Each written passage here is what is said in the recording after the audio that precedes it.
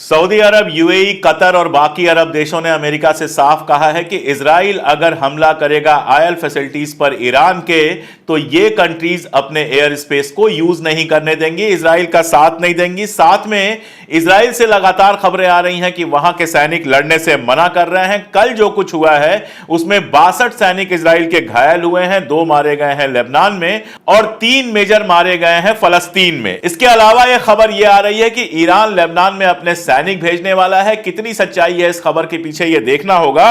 और इंडिया ने इजराइल की एक मुद्दे पर बड़ी आलोचना की है। ये और इसके साथ और सारी खबरें लेकर हाजिर हूं, देखते रहिए पूरा वीडियो।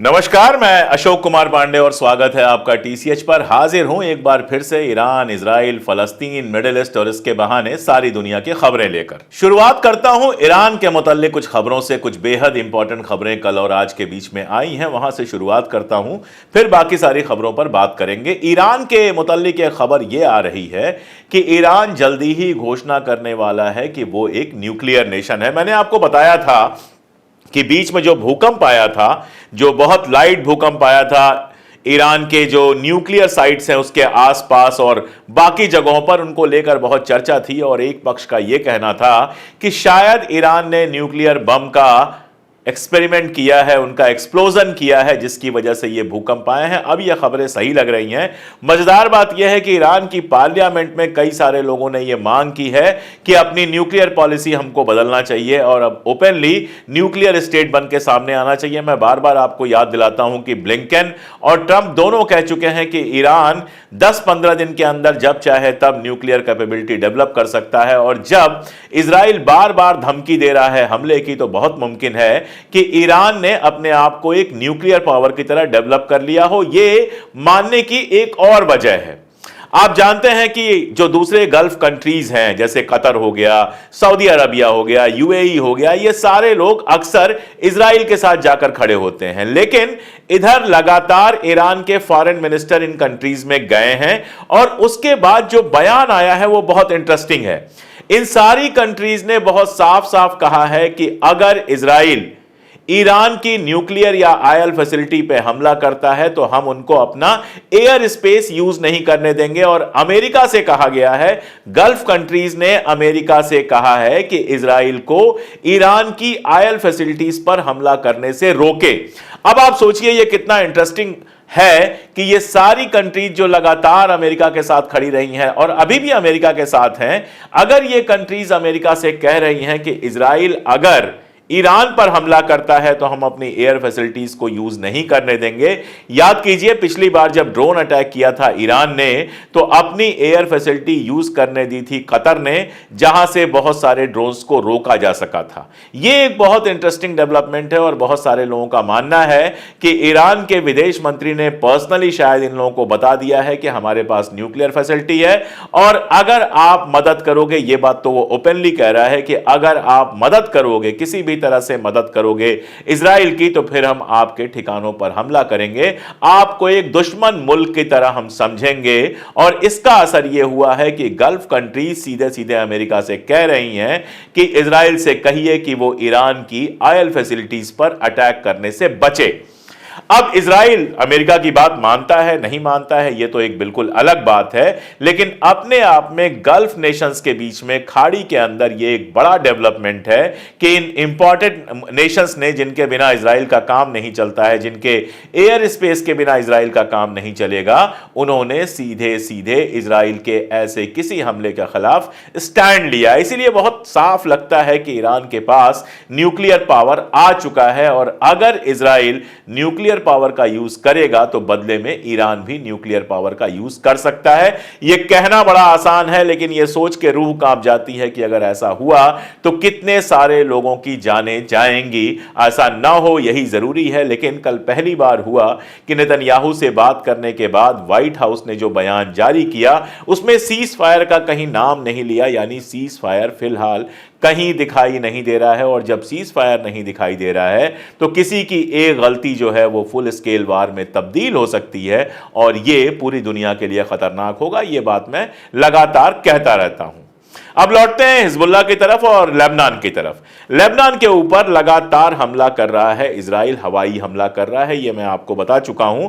अभी हाल में आज उसने सबसे भयानक हमला किया है बेरूत में, जिसमें बताया जा रहा है कि 100 से ज्यादा लोगों के मारे जाने की खबर है। यह हमला एक रिहायशी बिल्डिंग पर किया गया है। कल जो हमला किया गया था बेरूत में, उसमें बताया जा रहा था कि सिविलियन इलाके में हमला इसलिए किया गया क्योंकि वाफिक सफा जो हिजबुल्लाह के एक बड़े लीडर हैं उनको मारने का प्लान था। लेकिन अब यह क्लियर हो गया है कि जो हमला हुआ उसमें आम शहरी मारे गए, वाफिक सफा जो है वो पूरी तरह से सुरक्षित हैं, ये बात सामने आ चुकी है। इसके बावजूद आज फिर रिहायशी इलाके में हमला किया गया। दरअसल इजराइल की चिढ़ समझ में आती है, जहां जहां वो सीधी फाइट कर रहा है वहां या तो वो पिट रहा है और या आगे नहीं बढ़ पा रहा है। जैसे लेबनान की बात ले लीजिए, यूएन की पीस कीपिंग फोर्सेज हैं, हिजबुल्लाह ने कहा कि हम इंटरनेशनल लॉ की इज्जत करेंगे, हम यूएन पीस कीपिंग फोर्सेज के ऊपर किसी तरह का हमला नहीं करेंगे। 1978 से ही वहां पर यूएन की पीस कीपिंग फोर्सेज हैं। 2006 की जंग के बाद उनका जो कार्यकाल है वो और बढ़ा दिया गया था, अभी भी वो वहां पे हैं। और यूएन पीस कीपिंग फोर्स के बारे में बता दें कि ये एक ऐसा ऑर्गेनाइजेशन है जिसमें दुनिया भर के मुल्क शामिल होते हैं, अपना हिंदुस्तान भी इसमें शामिल है और आमतौर पे इनके ऊपर गोलीबारी नहीं की जाती है। हिजबुल्लाह ने कहा था कि हम इनके ऊपर गोलीबारी नहीं करेंगे।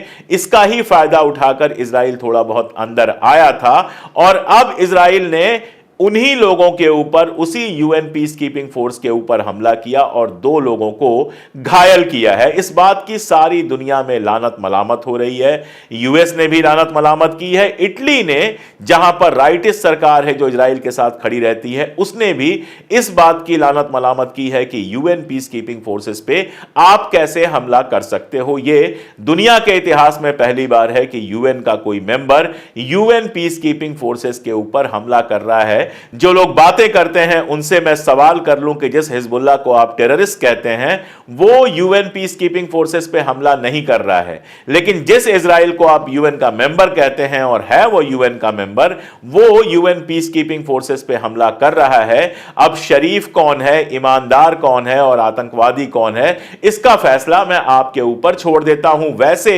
गजा के अंदर लगातार जो अस्पतालों पे बमबारी हो रही है उसको लेकर जो जांच हुई है उसमें भी यूएन ने यह पाया है कि इजराइल ने युद्ध अपराध किया है, वॉर क्राइम किया है। लेकिन जहां सीधी लड़ाई हो रही है वहां क्या हो रहा है? सीधी लड़ाई हिजबुल्लाह के साथ चल रही है। कंडीशन यह है कि हिजबुल्लाह के साथ की लड़ाई में कई सारे इजरायली मारे गए।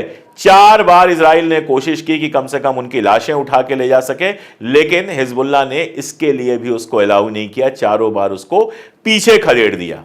कल की जो खबर थी उसमें 62 से ज्यादा इजरायली सैनिकों के घायल होने या मारे जाने की खबर थी। यहां तक कि गजा में जो लड़ाई चल रही है, गजा, नार्दर्न गजा को आप जानते हैं पूरी तरह से तबाह करने पे लगा हुआ है इजराइल, लेकिन वहां भी जो जंग चल रही है उसमें 3 इजरायली जनरल मारे गए हैं।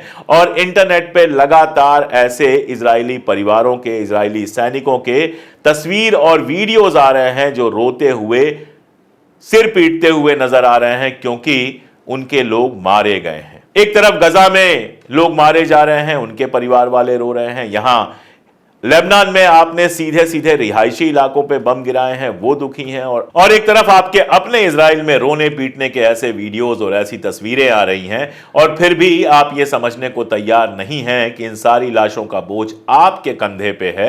बड़ी बड़ी बातें हो रही हैं, ईरान के ऊपर हमले की बातें हो रही हैं।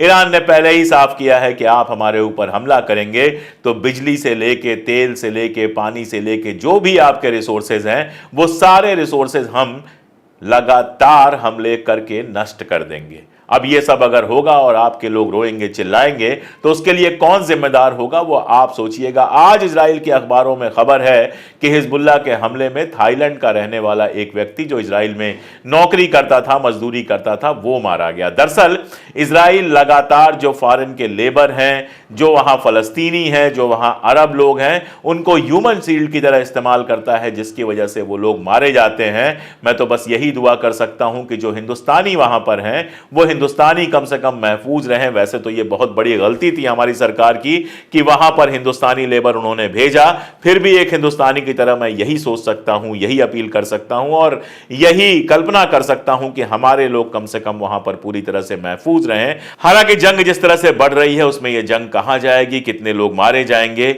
यह कहना बहुत मुश्किल है। और जिस तरह से आज बेरूत में रिहायशी इलाके पर बमबारी करके 100 से ज्यादा लोगों को मारा है इजराइल ने, साफ बताता है कि यह जंग इतनी आसानी से रुकने वाली नहीं। मजेदार या आप जो भी इसको कहना चाहें, बात यह है कि अमेरिका जैसा मुल्क अभी भी यह कह रहा है कि लेबनान के अंदर इजराइल का जो हमला है वो लिमिटेड है। मतलब आप रिहायशी इलाकों पे हमला करके 100 से ज्यादा लोगों को एक बार में मार देते हैं और अमेरिका कह रहा है ये लिमिटेड है। यही काम अगर कोई और मुल्क कर रहा होता तो अमेरिका सबसे जोर से छत पे चढ़ के चिल्ला रहा होता। अब इजराइल की इस मदद के पीछे क्या मजबूरी है और कब तक यह मदद जारी रहेगी। अगली खबर पे चलते हैं। इन सारी चीजों का असर इजराइल में यह हुआ है कि अलग अलग क्वार्टर से, अलग अलग जगहों से विरोध के स्वर सुनाई देने शुरू किए हैं। सबसे पहले कल भी मैंने आपको बताया था कि इजराइल के बहुत सारे सैनिकों ने कहा है कि जब तक हमारे होस्टेज वापस नहीं आते तब तक हम जंग में शामिल नहीं होंगे।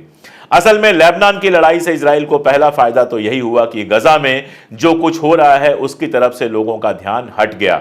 वहां लगातार लोग मारे जा रहे हैं और इजराइल के जो लोग होस्टेज हैं अब उनके वापस लौटने की संभावना रोज की रोज कम होती जा रही है।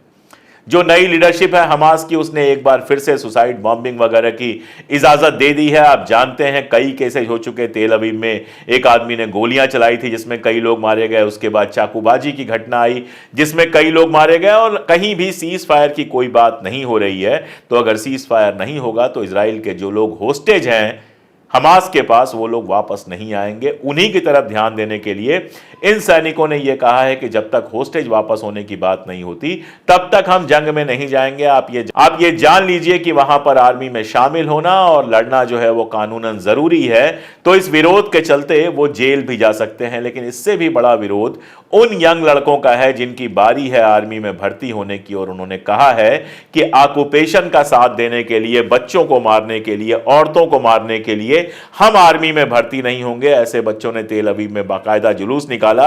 इन बच्चों के ऊपर खतरा है क्योंकि इजराइल में आर्मी में भर्ती होने से मना करने पर 6 महीने से 1 साल की जेल भी हो सकती है। इन बच्चों का कहना है कि हम जेल भुगतने को तैयार हैं लेकिन हम निरपराध लोगों पर, मासूमों पर गोलियां नहीं चलाएंगे।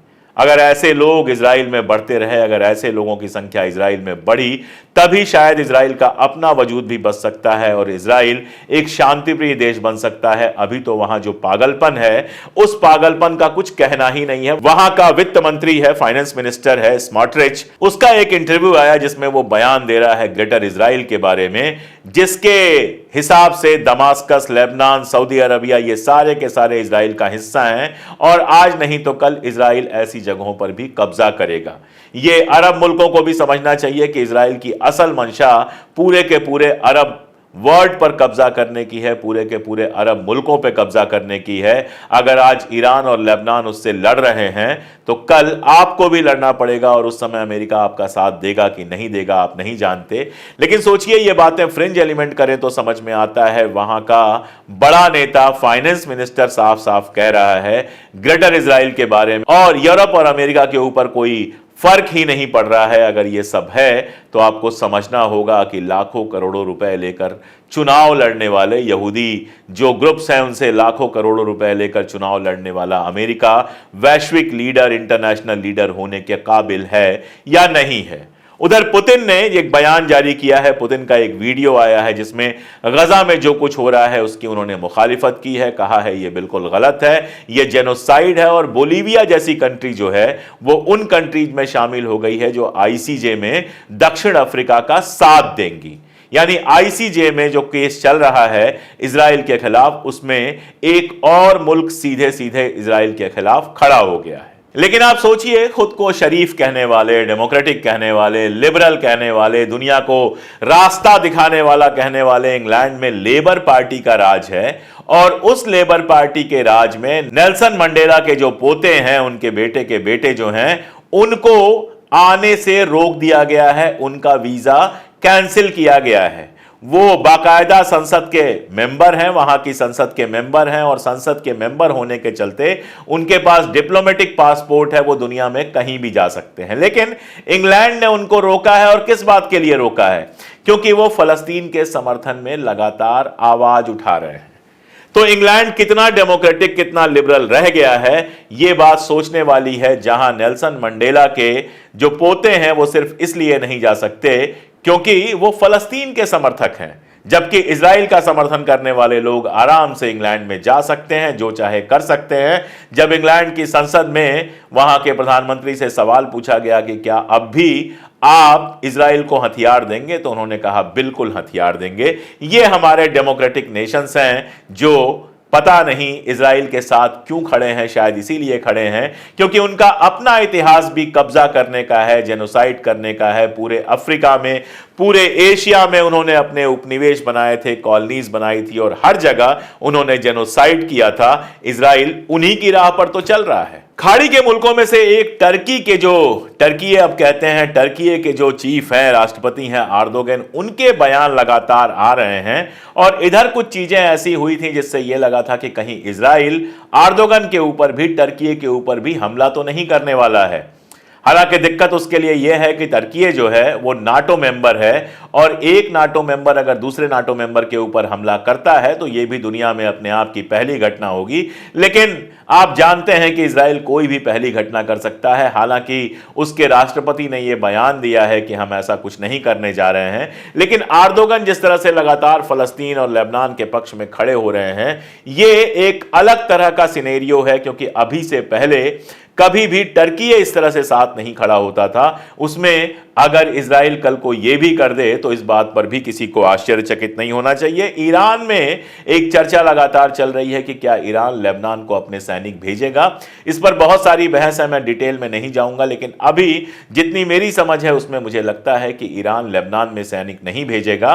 वो प्रेशर बना के रखेगा और लगातार मदद करता रहेगा, लेकिन सीधे अपने सैनिक नहीं भेजेगा। और हिजबुल्लाह जो ईरान की मदद उसको लगातार मिल रही है, उससे जिस तरह की लड़ाई फ्रंट पे लड़ रहा है वो अपने आप में बेहद शानदार है। आप सोचिए कि हाइफा में बिल्कुल लाल पट्टी बनी हुई है, मतलब लगातार सिग्नल्स हो रहे हैं, लगातार वहां आर्मी के ठिकानों पर हमले हो रहे हैं।